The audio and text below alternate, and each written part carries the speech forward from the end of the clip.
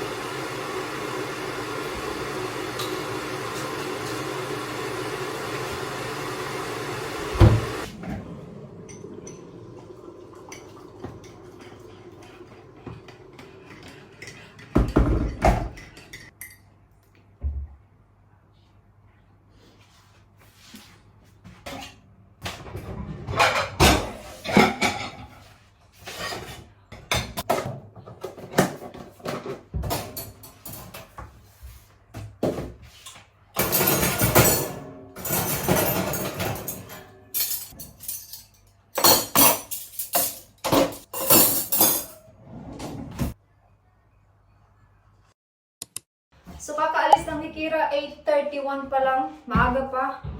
Grabe! Para akong hinahabol. Basta umaga talaga, napaka-busy. Kasi syempre, ready mo pa yung sarili mo, magluto pa ng breakfast, mag-ready pa sa estudyante, mag-prepare ka pa sa babaunin. Grabe! Nakaka-proud yung mga nanay na nag-work. Especially yung 2, 3, 4 pa yung anak. Grabe talaga. Like, dito sa ibang bansa, wala ka talagang katulong. Ikaw lahat gagawa. Kaya, hands down sa inyong lahat. Grabe, ako nga lang no, isa lang yung anak ko. Pero, pag sa umaga, para talaga akong hinahabol. Like, Hira! Do this, do that. Did you brush your teeth? Minsan, ikaw pa yung magtututbrush. Kasi pag sila yung nagtututbrush, hindi inaayos. So ngayon, hugasan ko lang muna to yung mga nagamit namin this morning. Tapos 10 ako papasok. Marami pa akong oras. Nag-ready na din ako. Oh. Magbihis na lang ako mamaya sa work kasi may uniform ako doon iniwan ko. Maulan today. Tingnan nyo oh.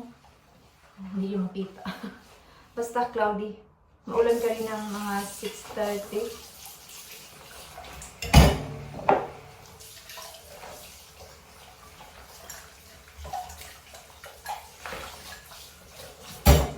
Yung nagsundo kay Kira is yung lola niya.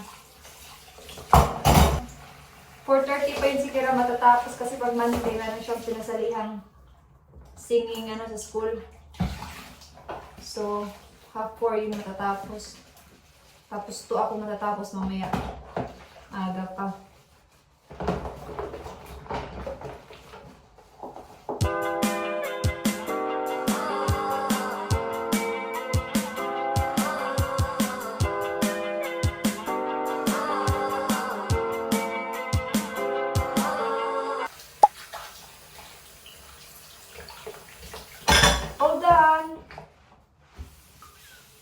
Mag-dry muna ako ng aking buhok, i-blower ko ba? Kasi bagong shower ako.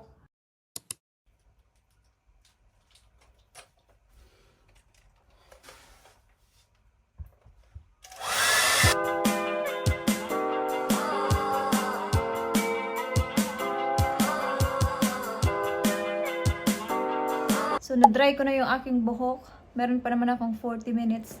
Mag-relax lang muna ako and I will see you na lang mamaya pag nasa work na ako, guys. Bye-bye!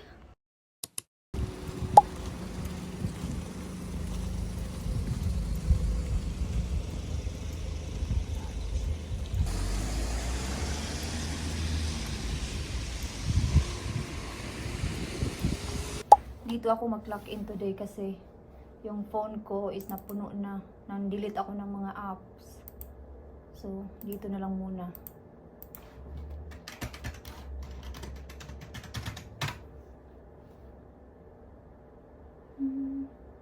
Yun na, kailangan ko nang magpalit na nail polish kasi wala na mga tangtang na.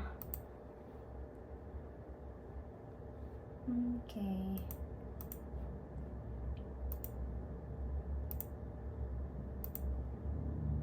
Oh, good. So, I will see you na lang later after 2. Bye-bye! Nandito na ako ngayon sa bahay. Hindi na ako nag-vlog on the way kasi maulan. Hanggang ngayon, maulan pa rin. And nagmamadali na ako kasi nagutom na. And ngayon, may energy na naman ako kaya mag-vlog na naman tayo. So, ito, ipakita ko to sa inyo.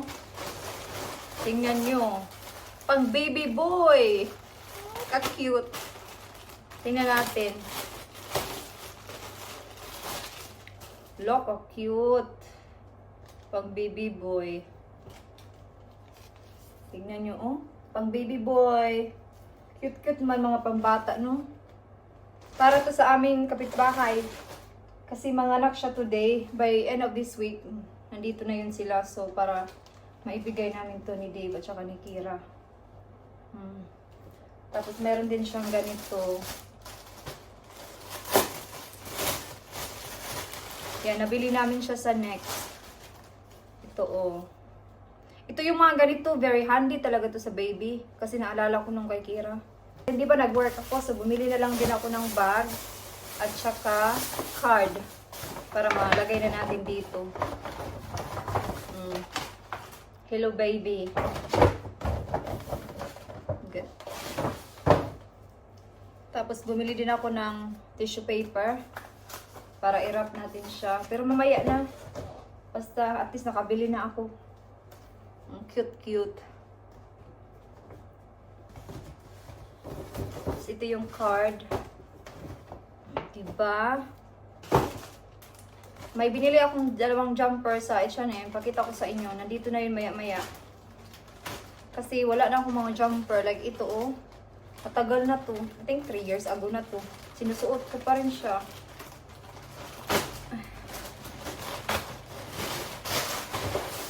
Basura. Napaka-quiet sa work today. As in, boring. Kasi, maulan. So, meron akong kape dito. Mag-chill muna ako.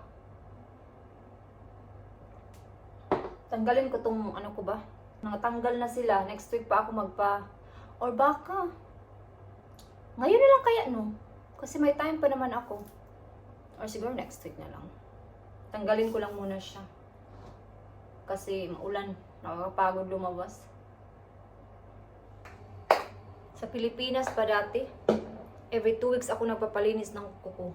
Nagagalit si mama dati kasi nakakasira siya, nakakanipis. Pero nung dito na ako nakatira, every, twice a year, kasi mahal.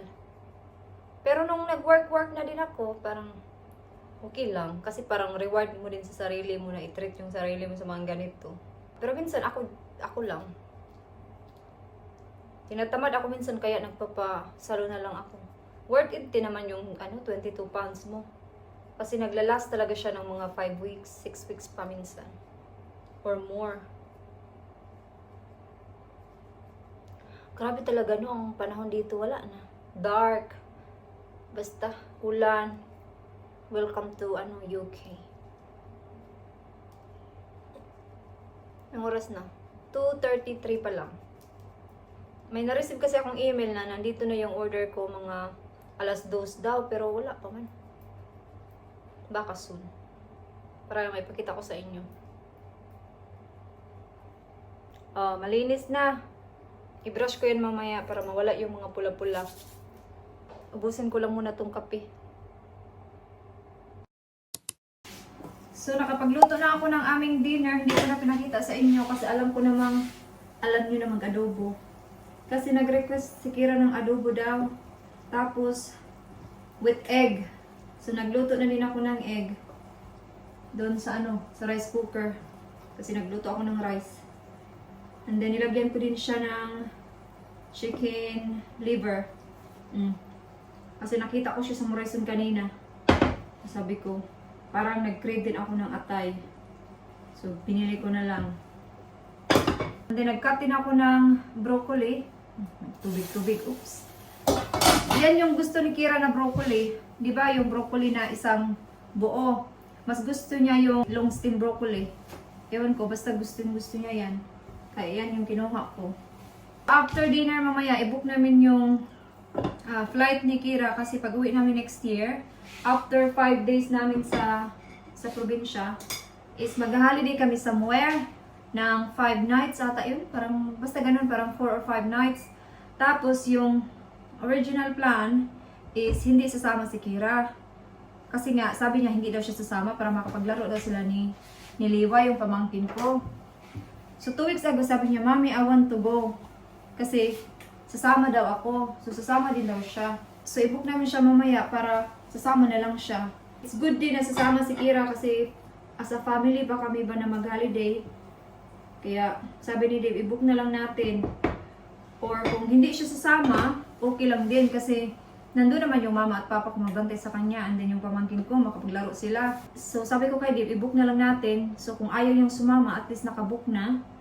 Kasi yung problema, kung gusto niyong sumama tapos wala siyang ticket.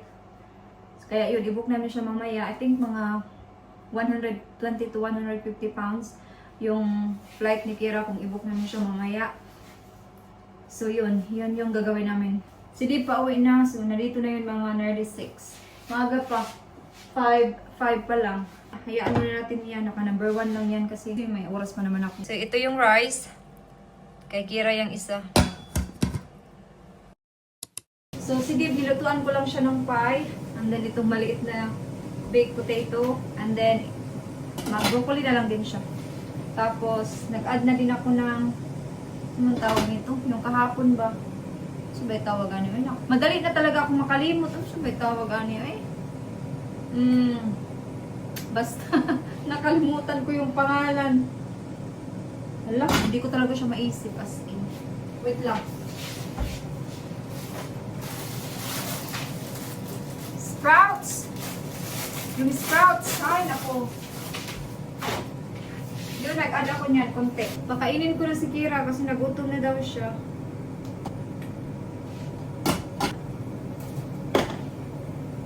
Lagyan natin ng sabaw.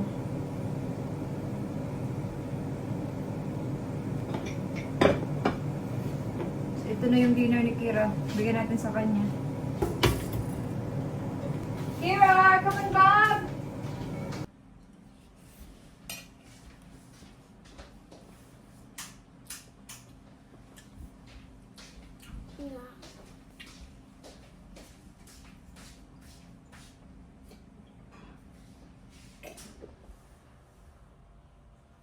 Yeah.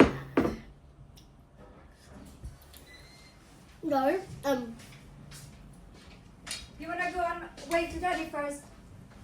Mummy, you're a daddy bow so lovely. Thank you. I just reached 140 and 5k. Ito na yung order ko sa H&M. Dito ko i-open kasi si Dave naghugas nandun sa kusina. So ito yung order ko. Tingnan natin kung maganda. Parang nipis. Ang nipis niya.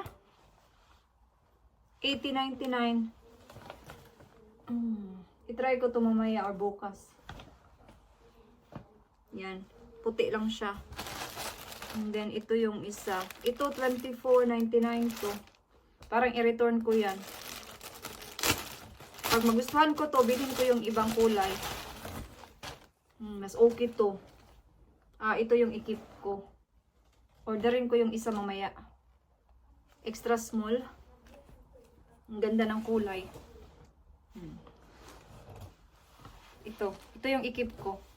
Ito yung i-return. Kasi ang nipis niya. You can see, oh, manipis. Orderin ko yung, mayroong gray nito, mayroon din ganitong kulay. So definitely i-keep ko yan kasi ang ano niya, bagay talaga to sa winter.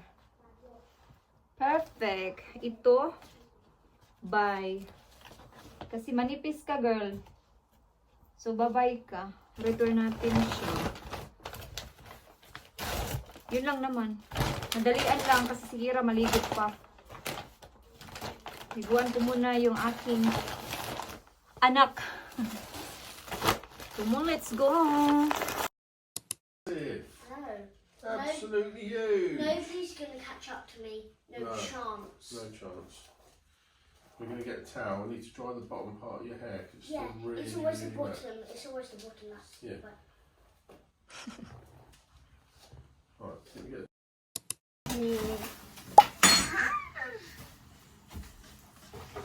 you got milk tomorrow. Oh, Daddy, there is a Don't call me blueberries on Daddy. that side there.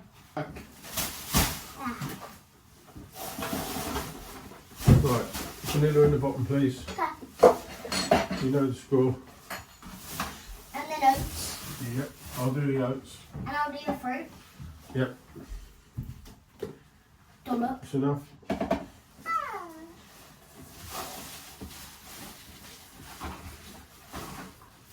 Blueberries, please.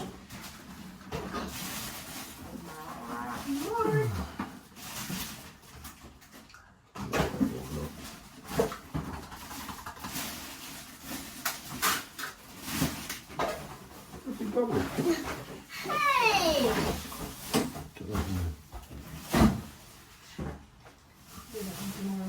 I need to scrape the rest of it out. Yeah. I'd rather eat my yogurt right now.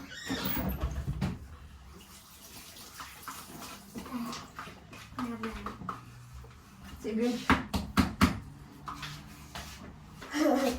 It's already from yesterday. So right. Right, blueberries. Might as well put the rest of them in. Go on then.